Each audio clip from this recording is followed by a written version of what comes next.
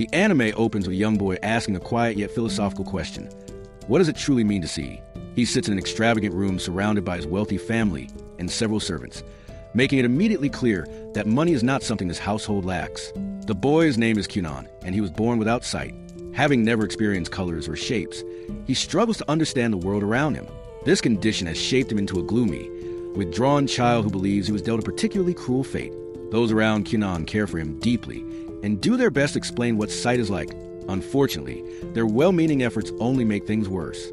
Every explanation reminds Kunan that seeing is something he will never experience. Instead of feeling comforted, he feels excluded, as though everyone else is living in a vibrant painting while he is trapped behind a wall, listening to descriptions of it. Soon after, Kunan's personal servant, Iko, escorts him to his magic lesson. Because of the family's immense wealth, the lesson takes place inside the palace, and the teacher functions more like a private tutor than a standard instructor. Kunan is far from excited. He questions the point of learning magic when he cannot even walk freely without help. In his mind, studying magic without sight feels like trying to draw a masterpiece without ever seeing the canvas. Iko disagrees and reminds him that he was born with a rare water magic crest. Letting such talent go to waste, he argues, would be nothing short of a tragedy.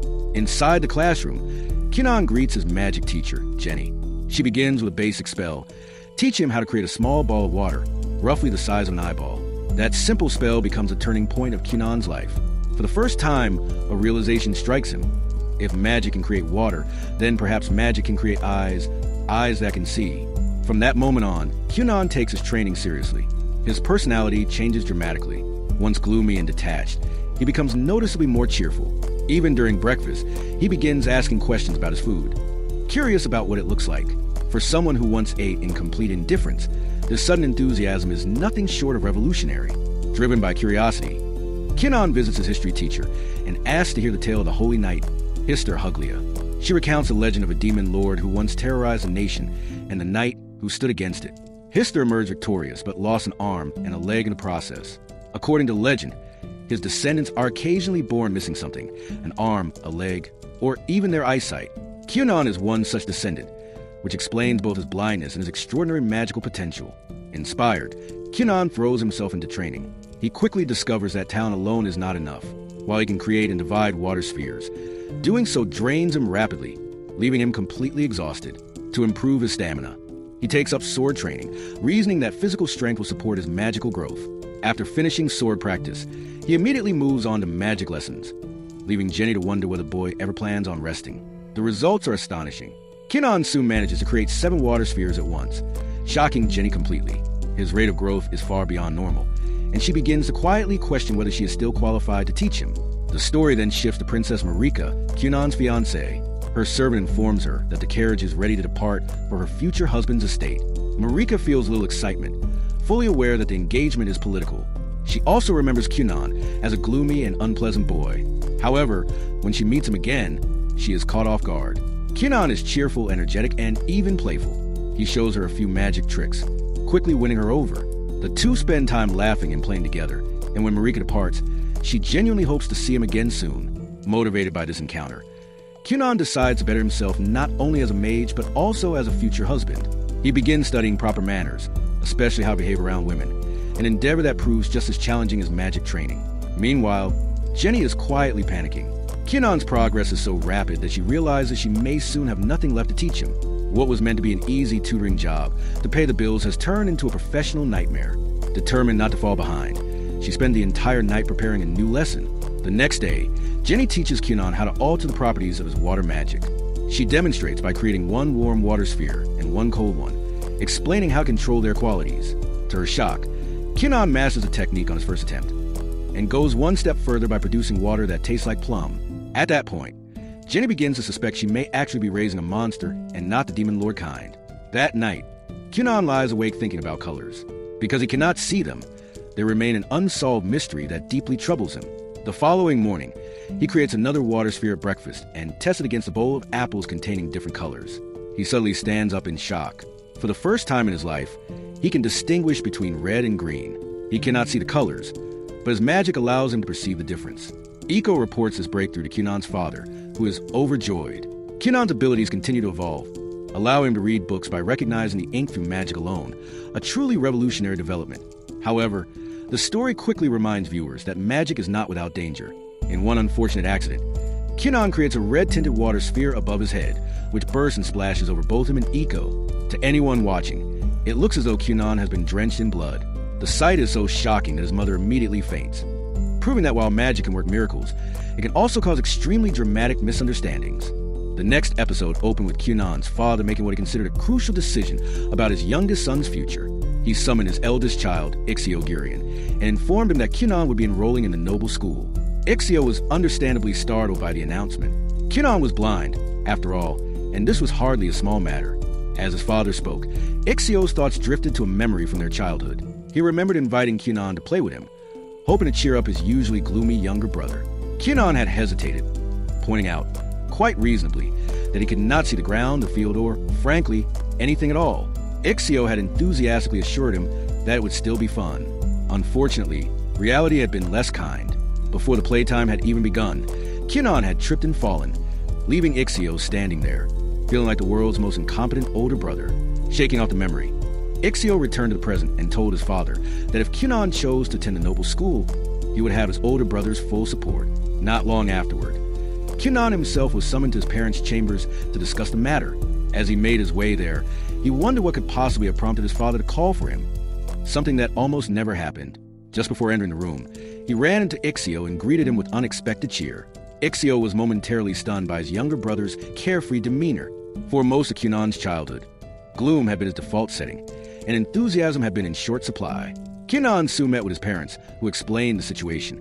They clearly hoped he would attend the noble school, but they emphasized that the final decision would be his alone. Members of noble families were generally expected to attend such schools in order to function properly in society. Kyunan, however, was exempt from this obligation due to his blindness. Even so, his father warned him that those without a noble school education were often looked down upon, and that refusing to attend could cause serious difficulties for him later in life. Although the conversation was plainly about school, Kyunan began to suspect that his father had some hidden agenda.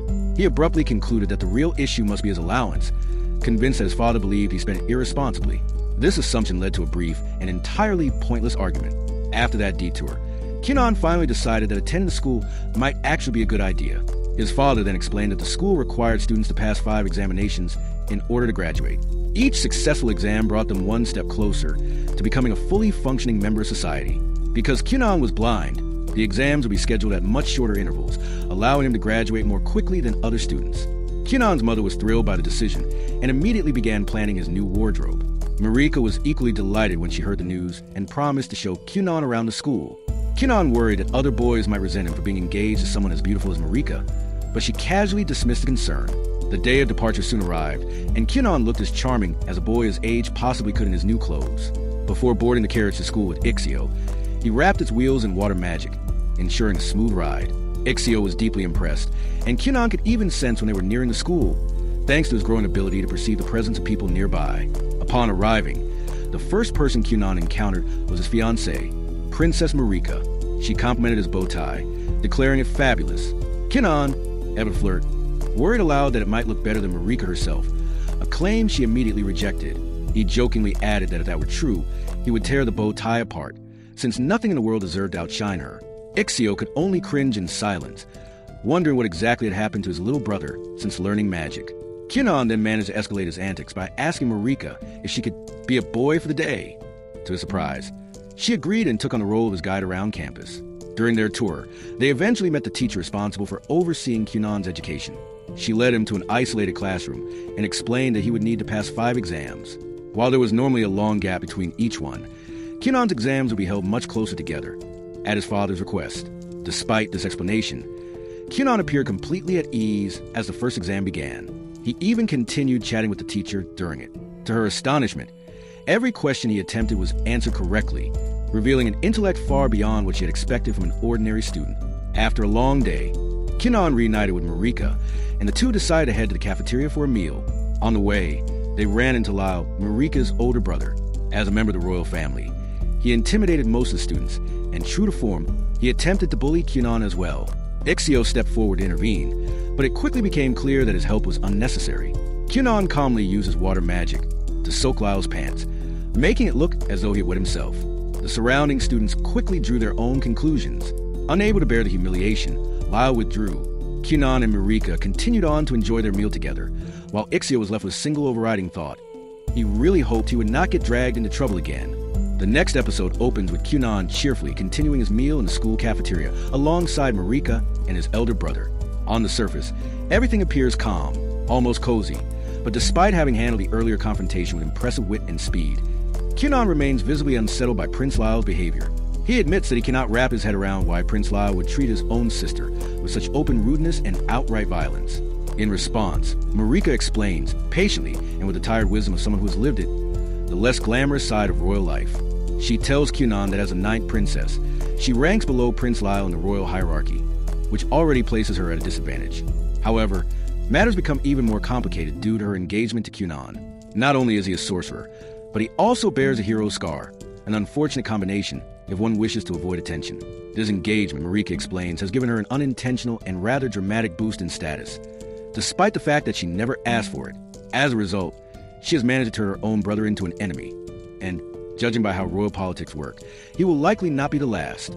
She remarks dryly that life as royalty is far from a fairy tale and is certainly not a bed of roses. More like a rose garden with very sharp thorns and no gloves. Marika then makes it clear that she has no interest in climbing the social ladder or chasing prestige. What truly matters to her is Kyunan himself. She says she genuinely likes the person he has become and cannot imagine being with anyone else.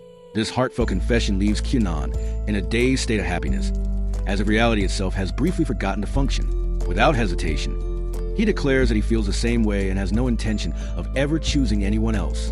Once his emotional equilibrium returns, somewhat, Kyunan announces that he wants to repair the bridge he just burned with Prince Lyle. He explains that he believes they simply started off on the wrong foot, and that making enemies on campus, especially royal ones, sounds like a terrible long-term strategy. He proposes apologizing to the prince and clearing the misunderstanding. This idea, however, is met with an immediate and unmistakable chill. Both Marika and his elder brother reject the proposal outright, their expressions making it painfully clear that while Kyunan's intentions may be noble, his optimism is dangerously naive. The following day, Kyunan resumes his sorcerer training under Jeannie's guidance. She instructs him to form a water ball and alter its texture using magic alone. Kyunan accomplishes the task effortlessly, treating the exercise as little more than a warm-up. Jeannie concludes the lesson by advising him to continue gathering sensory impressions from different objects, explaining that doing so will help him manipulate the texture of his water creations with even greater precision. Soon after, the long-awaited day arrives. Kyunan heads to school for the final time, as this marks his graduation exam. At the front gate, he meets Ixio and Marika. After giving Marika a pointed look, Kyunan dramatically expresses how deeply his heart aches at the thought of them parting ways after today. Marika, ever practical, reminds him that they still have the entire evening together. The mere thought of spending time with his future wife instantly sweeps away his gloom, as though it had never existed in the first place. Together, they head into the school. Once inside, Kyunan learns that he will be taking the exam alongside his classmates. For the first time, he finds himself in a room filled with students his own age. Curiosity spreads quickly, and several classmates approach Marika, asking her to introduce them to her fiancé. Kyunan takes the initiative and introduces himself with such refined eloquence that the class briefly wonders whether another royal has secretly enrolled. He remarks that he is relieved to see Marika as friends, admitting he had worried she might be the quiet, lonely type. He also admits, internally, that he had avoided bringing this up before out of fear of sounding rude. Marika takes mild offense and promptly clarifies that she is, in fact, quite popular. She adds that she deliberately kept her friends from approaching Kyunan earlier because she wanted their time together to remain private. Kyunan gratefully agrees, noting that he enjoyed her company more than anything else. Not long after, the exam is about to begin, until Prince Lyle makes his entrance. He will also be taking the final exam, much to everyone's dismay. In a mood as foul as ever, the prince asserts his presence with practiced arrogance, fully aware that no one would dare challenge him. He stirs trouble for no clear reason, emboldened by the silence of those around him.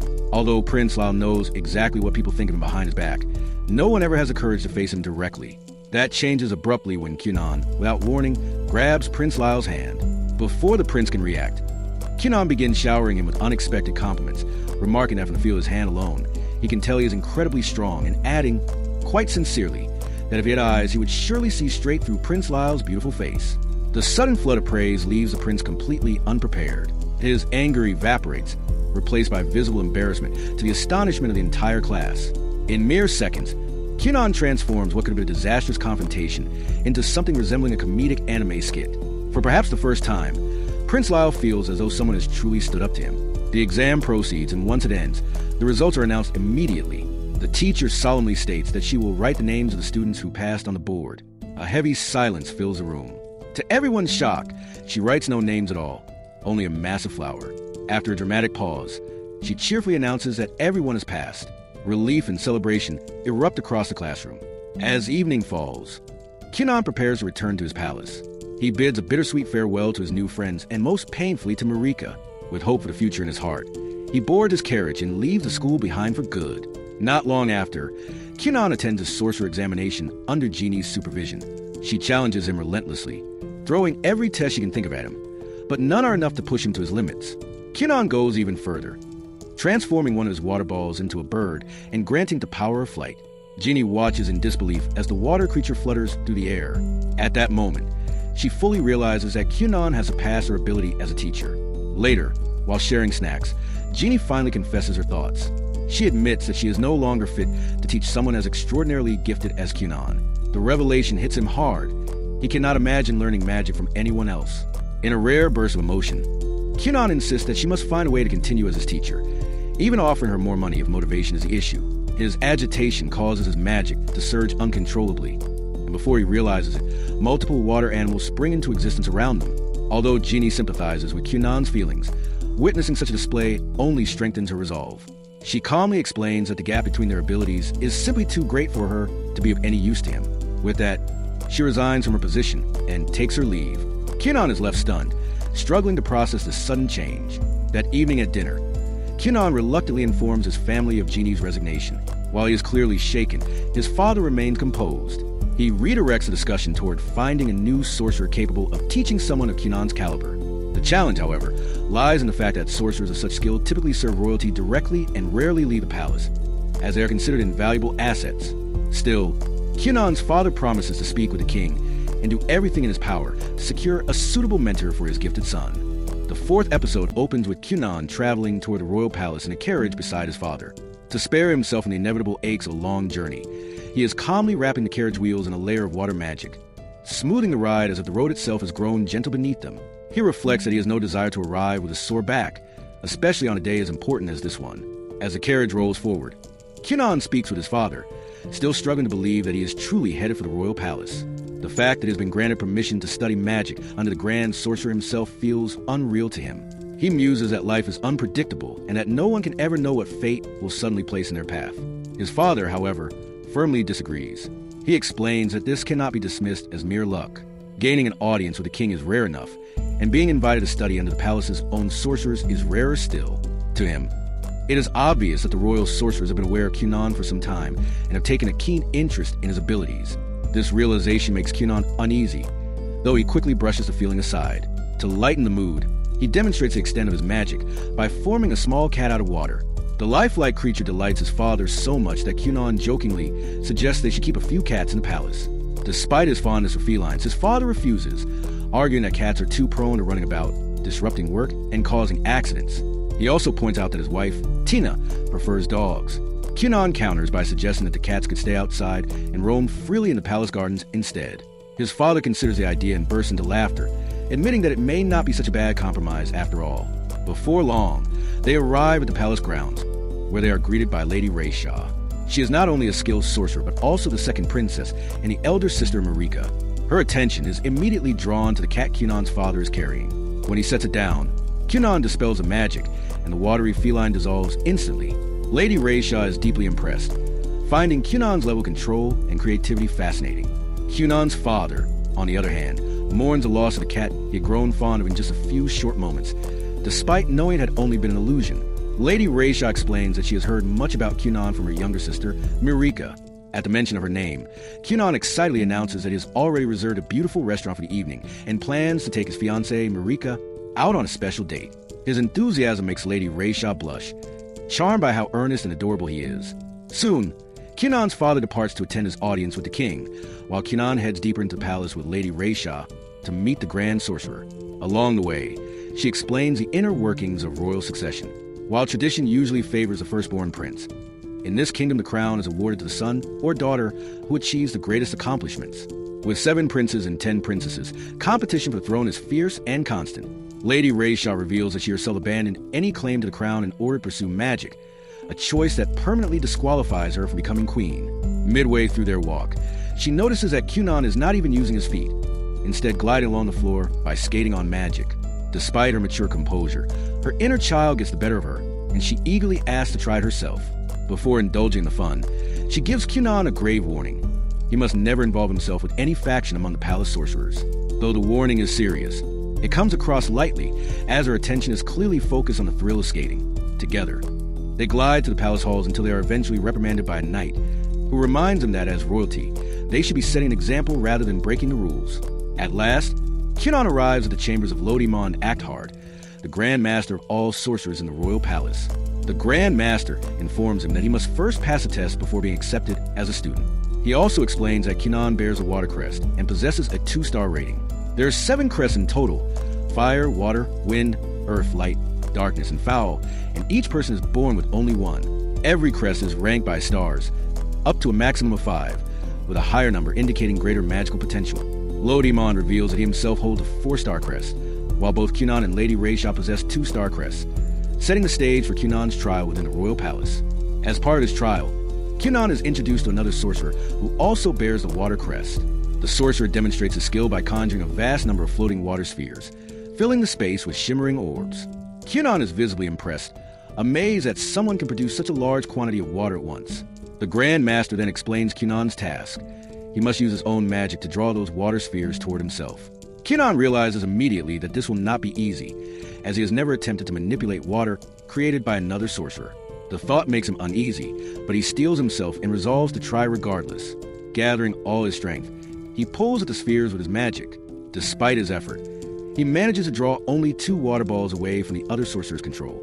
The attempt leaves Cunon utterly exhausted. He has never encountered water that actively resisted his command, and the strain takes a heavy toll on him. To his surprise, however, the Grand Master is thoroughly pleased. Far from disappointed, he declares Cunon's performance more than satisfactory and awards him a passing score, much to Cunon's astonishment.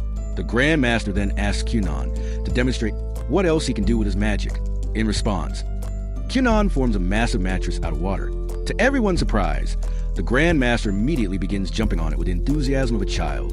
Cunon is taken aback, never having expected to see such a carefree side from someone of such high rank within the royal palace.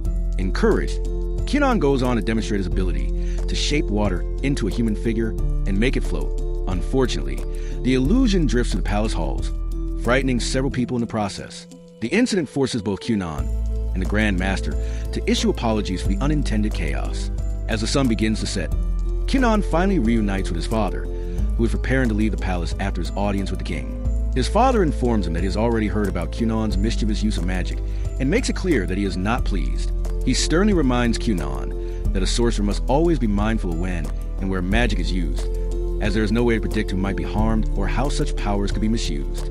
With those words, he departs for home, with the day drawing to a close. Cunon remembers his dinner date with Marika. Lady Rayshaw suggests that they use magic to fly to the restaurant. Cunon hesitates and explains that he cannot do so, as he promised Marika that the first time he ever flew using magic would be with her. After some gentle persuasion from Lady Rayshaw, he reluctantly agrees. Together, they combine their magic to lift themselves into the sky, Lady Rayshaw using wind magic and Cunon shaping water to support their flight. Meanwhile, elsewhere in the palace, Princess Marika prepares for the evening, dressed in a blue gown. She quietly wonders if she will look good enough for Cunon, her anticipation growing as the night approaches.